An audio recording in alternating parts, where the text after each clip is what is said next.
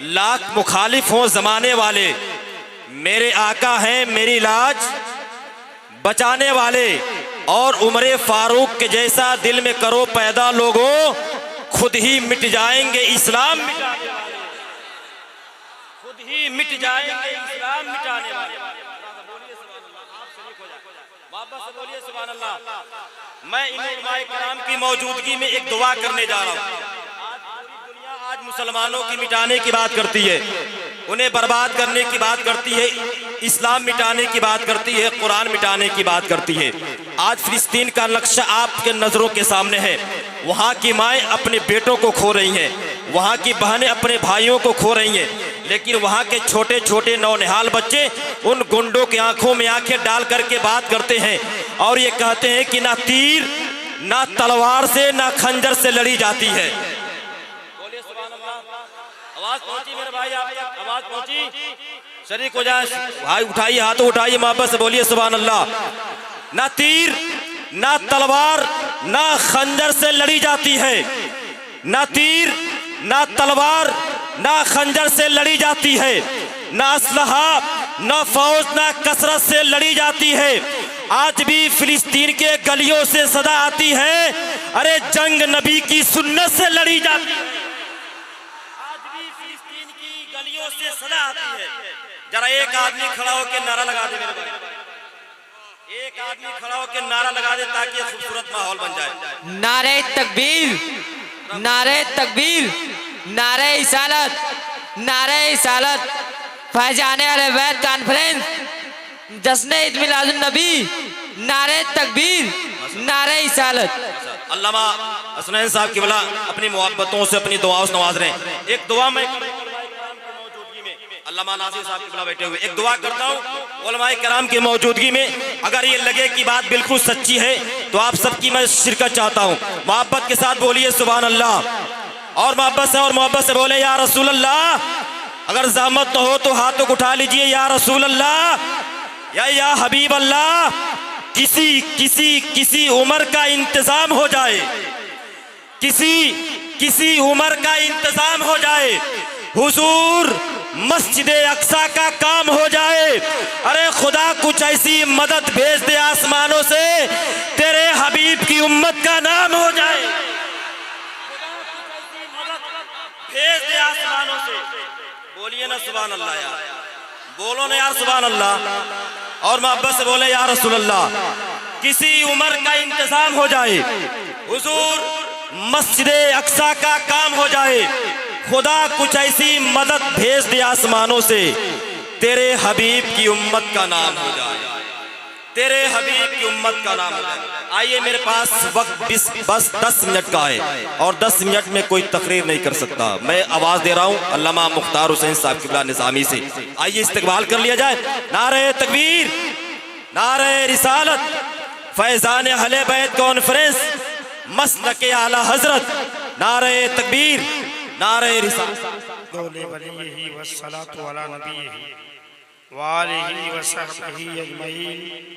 अम्मा बाद अऊज़ु बिल्लाहि मिनश शैतानिर रजीम बिस्मिल्लाहिर रहमानिर रहीम अला इन्ना औलियाअल्लाहि ला खौफुन अलैहिम व ला हुम यहज़नून सदक़ल्लाहु अल अज़ीम व सदक़ रसूलुहुन नबियुल करीम व नहनु अला ज़ालिका लमिनश शाहिदीन वश्शाकिरीन वल्हम्दुलिल्लाहि रब्बिल आलमीन। आइए बड़ी तेजी के साथ अपनी और सारी कायनात के मरकज़ अक़ीदत हुज़ूर रहमतुल लिल आलमीन शफ़ीउल मुज़नबीन रसूल गिरामी वक़ार महबूब परवरदिगार की बारगाह में दुरूद पाक पेश करें और बुलंद आवाज़ से पढ़ें अल्लाहुम्मा सल्ली अला सय्यदिना शफ़ीअना मौलाना मुहम्मदिन मादनिल जूद वल करम व अला आलिहि व बारिक सल्लिम सलातो व सलाम अलैका या रसूलल्लाह सल्लल्लाहु तआला अलैहि वसल्लम। जैसा कि आप देख रहे हैं उलमाए किराम का एक जम्मे गफीर स्टेज पे तशरीफ फरमा है और इस खानकाह मुरवन में आप तमामी हजरात आज की रात अपनी नीयत की कुर्बानी पेश करके उलमाए किराम के मुआय्ये हसना से मुस्तफ़ीद हो रहे हैं। चूँकि टाइम बड़ा कम है, we have a time only for 10 minute, more than 15 minute, because I am going to start my speech without any question. So listen to me what I am saying. मैं आपकी तवज्जो चाहता हूँ। ये उलमा बोले या ना बोले, इनके बोलने का गम नहीं, इनका नहीं बोलना किसी बोलने से कम नहीं। मैं इतना जानता हूँ ये सारे लोग मुझसे बड़े हैं, मैं इनकी दुआएं लेकर के कुछ खुशबुएं आप तक पहुँचाने की कोशिश कर रहा हूँ। मुख्तार आलम निजामी के पैगाम को आप दिल की अथाह गहराइयों से समाअत फरमाएं।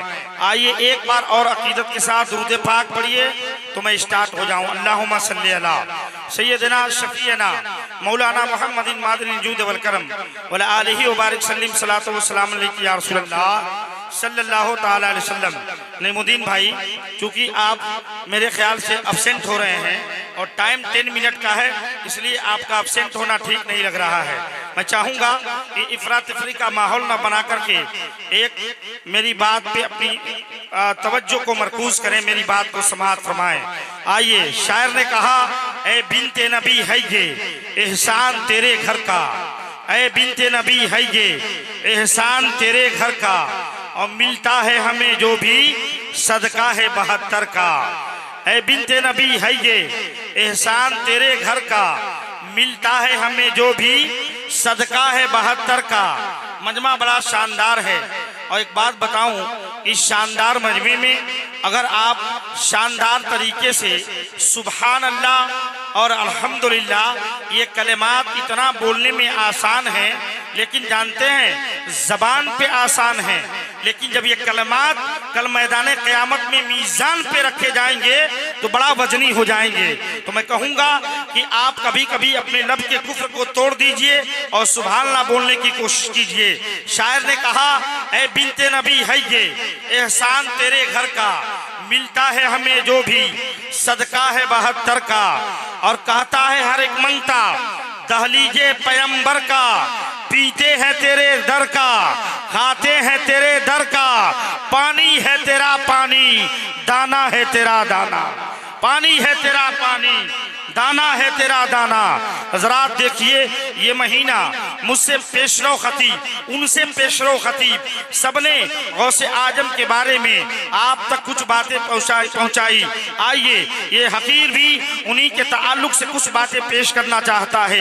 आइए, गौसे आजम बड़े पीर दस्तगीर की विलादत बासआदत आपकी जैसा जानते हैं या आप तकरीरों में सुनते हैं कि उनकी विलादत बासआदत बगदाद शरीफ में हुई, लेकिन जब इस कंडीशन किस जमाने में हुई आप जरा देखिए। उनके बाप का नाम हजरत सालेह है और ये जंग से बड़ी मोहब्बत करते थे, इसलिए उनका नाम मूसा जंगी और भी कहा जाता है।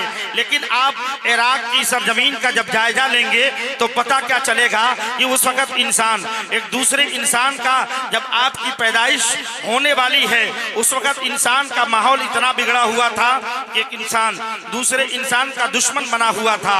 तसव्वुफ़ात पे हमले हो रहे थे, इंसान अपने रूह की सफाई हासिल करने के लिए परेशान था। क्योंकि देखिए, मैं ज्यादा तमहीदी कलिमात न बोल करके मैं अपनी बात बोलने की कोशिश कर रहा हूँ। हज़रात, मैं आपको बताऊं, उस वक्त ऐसे आलम में इंसान अपने रूह की सफाई हासिल करने के लिए बेचैन रहा करता था। उसी वक्त में ऐसे कंडीशन में एक ऐसे जवान पे हमारी नजर जाती है, जब तारीख के औराक को पलटेंगे तो पता क्या चलेगा। वो जवान ऐसा है जो नमाज भी पढ़ता है, रोजा भी रखता है, इबादत भी करता है, तकवा और तहारत में उसकी जिंदगी लबरेज होती हुई नजर आ रही है। वही जवान है, एक दिन रोजे की हालत में है, दरियाए दजला के किनारे पहुंचा हुआ है, इफ्तार का वक्त होने वाला है। अचानक वो दरिया के मौजों के करीब ठहरता है और ठहरता है तो क्या उसकी नजर देखती है कि जमीन दरिया के मौजों में एक सेब हचकोले खाता हुआ चला आ रहा है। और जब वो सेब पे उसकी नजर पड़ी, जवान ने हाथ डाला, उस सेब को पकड़ा, उसी सेब से रोजा इफ्तार किया है। और इफ्तार करने के बाद से अब नमाज मगरिब अदा की उस जवान ने, और अदा करने के बाद अब उसका रूह कहता है, मुसलमानों तवज्जो से मेरी बात को समाअत फरमाओ। उसका रूह, उसके रूह ने कहा, इंसान, ए जवान, तू अपने आप को नेक कहता है, ए जवान तू अपने आप को परहेजगार कहता है, ए जवान तू ये कहता है कि मैं तकवा और तहारत में अपने जिंदगी के सब रोज को गुजारने की कोशिश करता हूँ, लेकिन जवान सुनो, तूने एक लवारी सेब उसके मालिक के पूछे बगैर बगैर तूने खा ली। अब उसका नफ्स मलामत करता है। उस जवान ने जब इतनी बात सुनी अपने नफ्स की तो जवान घबराया है और घबराहट के आलम में उसके दिमाग ने फैसला किया, चल के इस दरिया के किनारों को पकड़ो और चल के देखो, हो सकता है कि कोई सेब का बाग नजर आ जाए। जवान उस दरिया के किनारों को पकड़ता है। कुछ दूर की मुसाफिर तय करता हुआ उसकी नजर क्या देखती है, एक सेब का बहुत बड़ा बाग है। उसकी और कुछ शाखें दरिया के मौजों को चूमती हुई नजर आ रही है। जवान ने देखा, उसका दिमाग फौरन काम करना शुरू किया, हो न हो इसी बाग का सेब हो। वो जवान उस सेब के बाग को देख करके उस सेब के बागीचे में घुसा है। अंदर जाने के बाद से मुलाजिमीन काम कर रहे हैं। मुलाजिमीन से जवान पूछता है, बताओ तुम्हारा मालिक कहाँ है? आप मेरे मालिक को तलाश करते हो? देखो ये महल मेरे मालिक का है। उसी महल के बगल में एक झोपड़ी है, एक कुटी है, उसी कुटी में मेरा मालिक रहा करता है। नौकरों ने जैसे ही बताया, अब जवान उस झोपड़ी के अंदर जाता है और जाने के बाद सलाम किया, कहा या शेख मैं आपकी बारगाह में आया हूँ। शेख अपनी निगाहों को नीचे किए हुए हैं, आप निगाहों को उठाते हैं और उस जवान की तरफ नजर डाली है। जवान ने कहा, हुजूर मैं आपके बाग का एक सेब पानी में बह के जा रहा था, मैंने खा लिया है। अब उसकी इजाजत तलब करने के लिए मैं आपकी बारगाह में आया हूँ। शेख ने कहा, मुस्कुराया और मुस्कुराने के बाद से कहा, देखो दो शर्तें हैं, अगर तुम चाहो तो चले जा सकते हो, इस पे लावारिस सेब पे कोई पकड़ नहीं है, लेकिन अगर तुम अपने रूह की सफाई और रूह की अपने कल्ब की सफाई चाहते हो तो तुमको मेरे बाग में काम करना पड़ेगा, तुमको मेरे बाग में खिदमत करनी पड़ेगी। जवान ने कहा, हुजूर कितने साल? तमाम तर मुअर्रिखीन मुतअद्दिद रवायतें लिखते हैं, किसी ने कहा 6 महीना, किसी ने कहा 12 साल, हत्ता कि जवान 12 साल उस बाग में खिदमत करता है। अब वो शेख की बारगाह में एक दिन जवान पहुंचा हुआ है और शेख ने कहा, अब आप गौर से सुनिएगा। शेख ने कहा, जवान अब तुम बड़ी दिन से मेरे बाग में खिदमत कर रहे हो, अगर तुम चाहते हो अपने आप को पाक करना, अगर तुम चाहते हो यहाँ से छुटकारा हासिल करना तो मेरी एक शर्त और माननी पड़ेगी। जरा सोचो तो सही, एक ऐसा जवान है, एक लावारिस सेब खाया है, उसकी बुनियाद पे वो 12 साल बाग के अंदर खिदमत कर रहा है। अब दूसरी शर्त उसके सामने रखी जा रही है। जवान ने कहा, हुजूर बताइए अब कौन सी शर्त है, क्या इस शर्त को मान लेंगे तो मेरी खता माफ हो जाएगी? शेख ने कहा, जवान सुनो, अगर इस शर्त को मान लेते हो तो तेरी खता माफ हो जाएगी। जवान ने कहा, हुजूर मुझे अपनी खता माफ करवाने के लिए हर शर्त मंजूर है। मुझे शेख ने कहा, जवान सुन, मेरी एक लड़की है, उसका टर्म ऑफ कंडीशन ये है कि मेरी एक बेटी है, आंख की अंधी है, कान की बहरी है, जबान की गूंगी है, पैर की लंगड़ी है, ऐसी लड़की से तुम्हें शादी करनी पड़ेगी तब तेरी खता माफ होगी। उससे जवान घबराया है, कहा या अल्लाह ये अजीब मामला है, एक मैंने सेब खाया, उसकी बुनियाद पे 12 साल से खिदमत कर रहा हूँ। अब शेख कहते हैं, एक ऐसी लड़की है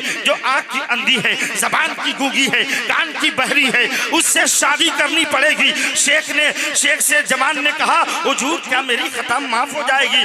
जवान ने जब इतनी बात पूछी है, शेख ने कहा, ए जवान अगर शादी करोगे तेरी खता माफ हो जाएगी। अब उस जवान के हौसले को देखो, उस जवान के ईमान को देखो, उस जवान के तहारत को देखो, उस जवान के तकवे को देखो, उस जवान के तकद्दुस को देखो। उस जवान ने कहा, हुजूर हम शादी करने के लिए तैयार हैं। अब देखो, अब जवान ने जब शादी करने के लिए हाँ भरी है, शाम को शेख ने निकाह पढ़ाया और शेख ने कहा, जवान सुनो, अगर तुम ये चाहते हो आज से तुम्हारी शादी हो गई, मेरी लड़की भी तेरे हवाले है, ये बाग भी तुम्हारा है, ये महल भी तुम्हारा है, जा अपने बीवी के पास जा। अब रात की तारीकी में वही जवान उस शीश महल उस महल के अंदर दाखिल होता है बीवी से मुलाकात करने के लिए। लेकिन गौर से सुनो, अब जैसे ही जवान दाखिल हुआ, घर के अंदर जाता है जवान और जाने के बाद सलाम किया। मैं आपको पूछना चाहता हूँ, ये तमाम तर उलमाए किराम हैं, ये मुझसे बेहतर जानते हैं, लेकिन आप बताइए, अगर कोई लड़की अंधी है,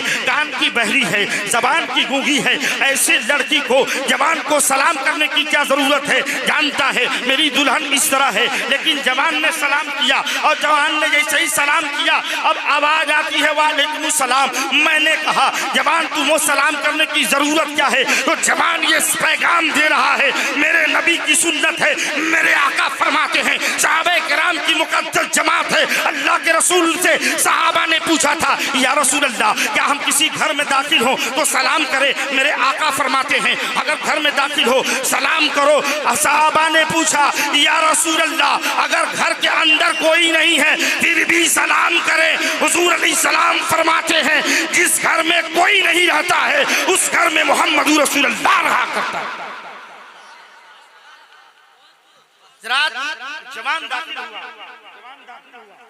और जवान दाखिल होने के बाद सलाम किया, आवाज आई, पलट गया, कहा या अल्लाह ये तो अजीब मामला है। शेख ने कहा था, शेख इतने नूरानी चेहरे वाले हैं, मैं इतनी दिनों से शेख के सुबह शाम को मुलाहिजा कर रहा हूँ। हज़रात देखिए अब जवान पलटा है, फिर शेख की बारगाह में वो जवान आता है। आने के बाद से कहा, या शेख मुझसे खता हो जाती अगर आपने कहा था मेरी एक बेटी है जो कान की बहरी है, जबान की गूंगी है, ऐसी लड़की से तुम्हारी शादी होने वाली है और मेरी शादी हो गई। मैं घर के अंदर गया, मैंने सलाम किया है, अंदर से आवाज आई है वालेकुम सलाम। हुजूर बताइए आप उस घर में आपने कहा था मेरी बेटी के अलावा कोई नहीं है। शेख मुस्कुराते हैं, जवान घबराया हुआ है, कहा हुजूर आप मुस्कुरा रहे हैं, मैं डर गया हूँ, मैं क्या दूसरे के घर के अंदर चला आया? शेख ने कहा नहीं नहीं तुम अपने बीवी के पास ही गए थे।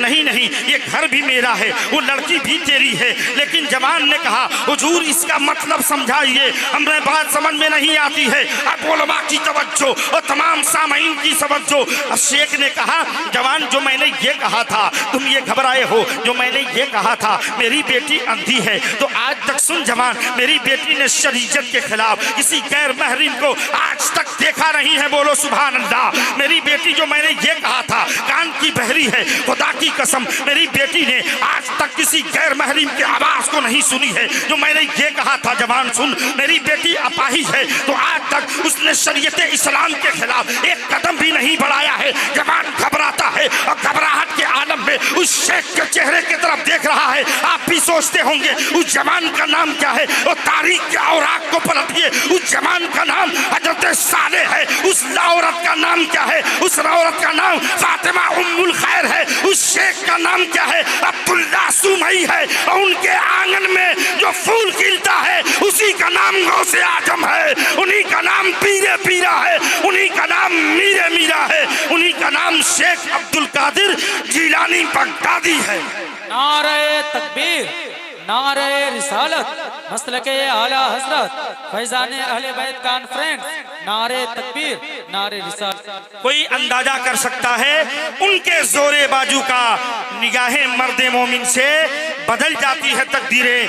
30 सेकंड मर्द मोमिन के निगाह को देखना है, मर्द मोमिन की पावर को देखनी है, मर्द मोमिन की कुव्वत को देखनी है, मर्द मोमिन का जलाल देखना है, मर्द मोमिन का जमाल देखना है। तो देखो गौसे आजम को देखो, तुम्हें गौसे आजम में हर शय नजर आती हुई नजर आएगी। मैं इसलिए कहता हूँ कि कोई अंदाजा कर सकता है उनके जोरे बाजू का, निगाहें मर्द मोमिन से बदल जाती है तकदीरें। हज़रात मेरा टाइम खत्म हुआ। व आखिरु दवाना अनिल हम्दुलिल्लाहि रब्बिल आलमीन अस्तगफिरुल्लाह रब्बी मिन कुल्लि ज़ंबी व तुबू इलैहि। अस्सलामु अलैकुम।